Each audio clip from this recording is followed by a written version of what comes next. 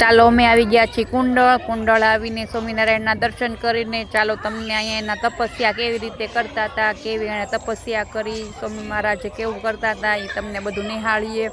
જો એ અહીંયા પહેલાં એણે અહીંથી તપસ્યા ચાલુ કર્યું, એને સિંહ, દીપડા, વાઘ કેટલું એમની પાસે આવ્યું છે, કેટલી તો એણે તપસ્યા ભંગ નથી કરી. એક ધારા સ્વામિનારાયણ ભગવાન તપસ્યામાં જ બેઠા રહ્યા.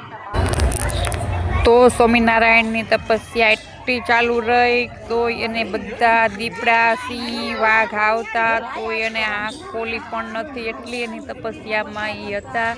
જો માણસો તમને બધાને ફેમિલી બતાવીએ છીએ કેવા સ્વામિનારાયણ તપસ્યા કરે છે. અને અવનવો ચિત્ર અહીંયા મૂકેલા છે. તમે કુંડળ આવો તો ફરજિયાત અહીંયા તમે જોજો, નિહાળજો કેવું અહીંનું સ્થાનક છે, સ્વામિનારાયણ ભગવાનનું મંદિર.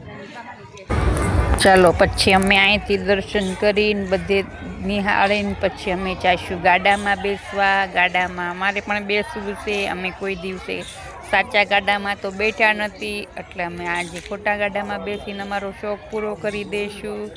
તો આ છે સિંહ, કેવો બેઠો છે. વાઘ છે, સિંહ નહીં, વાઘ છે, વાઘ. જો સ્વામિનારાયણ ભગવાન તપસ્યા કરતા હતા તો આવતા હતા બધા. જો એના બધા દ્રશ્યો અહીંયા મૂકેલા છે. અહીંના માણસોને તો નવીન નહીં લાગે, પણ જે વિદેશથી જોતા હશે એમને બહુ નવીન લાગશે.